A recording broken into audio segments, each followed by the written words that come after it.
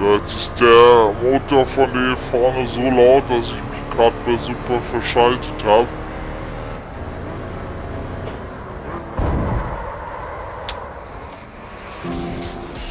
Ja, wo natürlich keine Lücke ist, kann man auch nicht reinstechen, ne? Und wenn man sie mit Gewalt aufmachen will, dann rammt man halt einen Gegner.